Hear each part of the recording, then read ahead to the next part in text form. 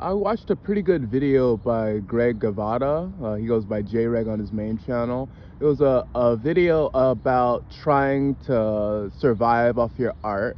And I realized I had done most of the things on his step-by-step guide list, like just by myself, when I published my first book, like back in 2017 when I started. Well, actually, I've been making these YouTube videos since I was like 14, 15, maybe even younger, maybe even 13. I was making YouTube videos, and I was always making art and getting slowly better, just sort of bashing my head against the wall until, you know, I perfected it. And then when I perfected it, it became second nature. And then when it became second nature, I got bored. So I tried to do something else and stuff. Like, you can go back on my YouTube and you can see the progression of, for example, my animation career. Like, I used to use Pivot, and like, the thing is, I was a part of a generation of people that were just like infatuated with computers and learning how to do all this stuff, and all this stuff was like free. Like, I was using free school recording software to like record the sounds of my voice and stuff, and I was using free sort of sounds on the internet, like downloading packages and stuff, like just going hog wild and stuff. And eventually I started making like music videos, and like they were better, they were getting synced up, they were doing really good stuff. I was loving it. And then, you know, but you know, I could never go really viral because it's like I wasn't producing my own original content. So it's like it would always get copyright claimed, is what I'm saying. So it's like eventually I transitioned into doing like the sort of let's play, the like sort of live vlogging, the 2017, and then, you know, I just kept getting better and better. Well, like, it's like it wasn't that I was getting better and better, it was just like I was going deeper and deeper into my artistic sort of groove and stuff. And I was exposing myself to all sorts of content, and I was learning all sorts of things until finally I started watching Hunter x Hunter, and it was an amazing experience, changed my life, got me back into exercise, got me back into fitness, got me back into my black belt training, got me back into creating, until I finally created something that I could hold in my hand and be proud of.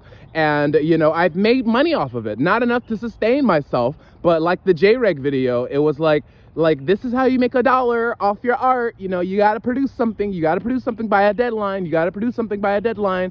And I wanted to write 3 books before I turned 23. You know, I wanted the year that I was 22, in honor of one of my favorite books, Catch 22. I wanted that to be my artistic renaissance. And I loved it. I absolutely loved it.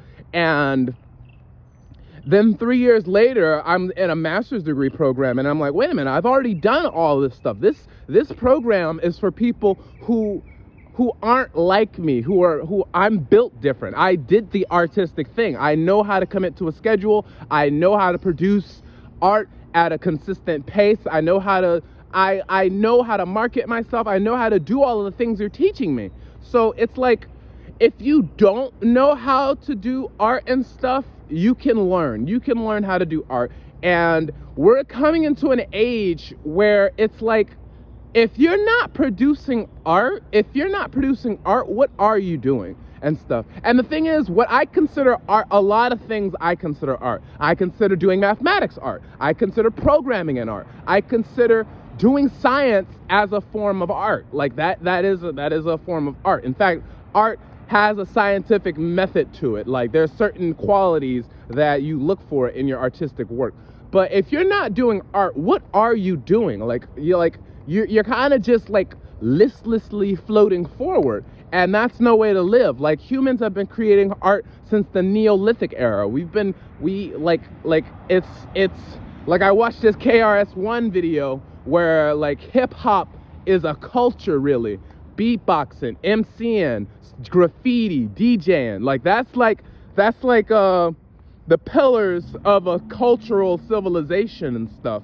And that's kind of like what I'm talking about. Like, it's like you were made to do art, so you gotta produce. If you're not producing art, you are coping in some way or another. You are just coping, and that's not a life. That's like there's this quote by Isaac Netero, like the moment you stop taking on challenges is the moment you die.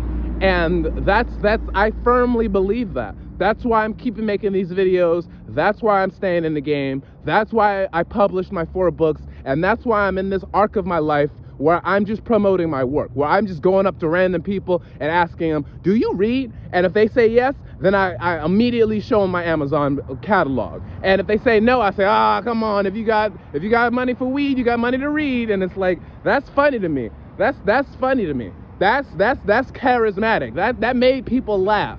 Like, it's like I feel a fire inside me. There's a fire inside. And that's my soul. It's my mind and my soul and my body all merged into one triune unity and all that jazz.